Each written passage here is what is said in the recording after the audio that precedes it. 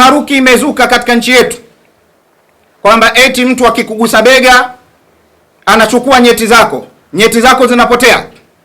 Yaani tunatengeneza hofu kwa Watanzania katika nchi ambayo imejengwa katika misingi ya imani.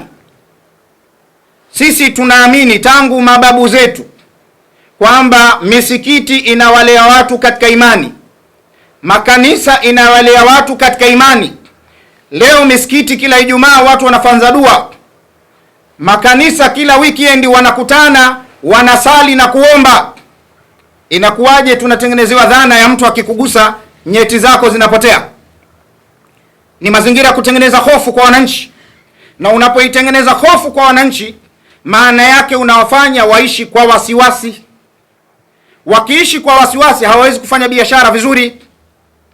Wakiishi kwa wasiwasi hawawezi kufanya kilimo vizuri, kwa sababu wakati wote mtu ana wasiwasi. Hebu yatazame maisha kama Watanzania.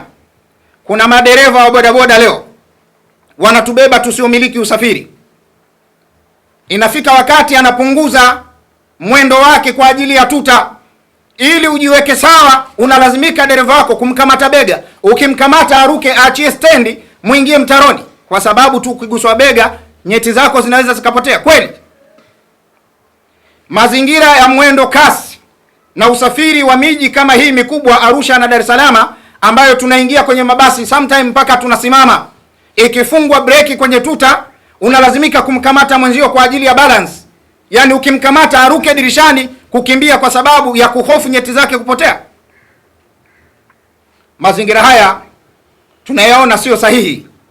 Kama sehemu ya jamii walezi wa imani, tumetoka hadharani kwa ajili ya kutoa miongozo na kuisaidia jamii yetu tuishi kwa upendo, tuishi kwa amani pasi na tatizo lolote. Lakini pia tuwapongeze wanahabari. Wanahabari, mtakapochukua kalamu zenu mkafanya vizuri katika uandishi, inaweza kusaidia hii taharuki ikapotea. Lakini kalamu ya uandishi itakapotumika vibaya, inaweza hii taharuki ikaongezeka.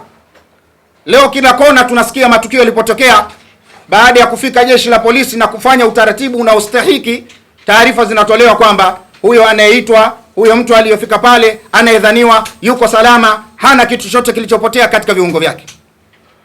Lakini wakati huo taharuki inapotolewa, yule anayedhaniwa kumkamata mwenziwe bega, tayari watu wanamzomea, watu wanamsukuma. 98 pale Mwembe Chai ilitokea vurugu kubwa, tulipoteza watu, tukakaa miaka mitatu tu. 2001 yakatokea maandamano yale yalofanywa na kafu mwaka 2001, maandamano ya kudai katiba mpya.